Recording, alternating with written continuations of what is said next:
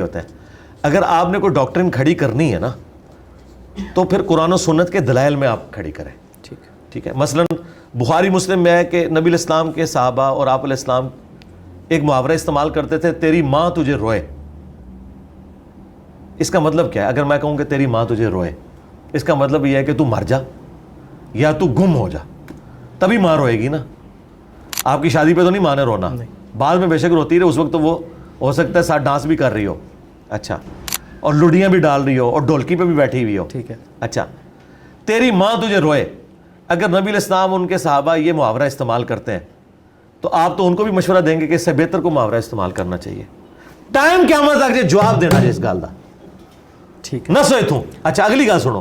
قرآن میں لکھا ہوا ہے سورۃ المنافقون میں کہ اللہ تعالیٰ نے کہا کہ یہودی کہتے تھے کہ جب ہم عزت والے مدینے میں داخل ہوں گے تو ان ذلیلوں کو وہاں سے نکالیں گے.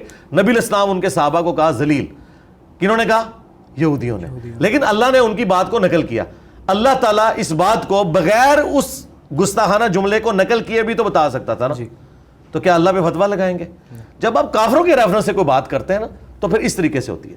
یہ کافروں کے ریفرنس سے بات کی تھی کہ وہ یار میں جواب تو مکمل یار چھوڑ دینا, میں بات مکمل کرنے لگوں نا. آپ پی ایچ ڈی تھیسس چھیڑ رہے ہیں اور پھر مجھے کہہ رہے ہیں میں آپ کو نہیں سیٹسفائی کر رہا, آپ کیمرے پہ بیٹھے ہوئے ہیں. ٹھیک سر, میں نے آپ کو نہیں سیٹسفائی کرنا, آپ نے کیمرے کے سامنے سوال کیا ہے تو آڈینس کو میں نے سیٹسفائی کرنا ہے کہ یہ بات کیا, آپ نے انڈرسٹوڈ نہیں کر لینا ایک بات کو. ٹھیک ہے نا. آپ اتنا بڑا ایک الزام لگا رہے ہیں. میں آپ کو ابھی کہہ دوں کہ آپ نے تھوڑی دیر پہلے چشتی رسول اللہ کلمہ پڑھا ہے اور آپ ایمان رکھتے ہیں اس پہ, تو آپ تو میرے پیچھے پڑ جائیں گے بھائی کدھر کہا میں نے یہ نہیں کہا, میں نے تو کہا تھا یہ غلط ہے.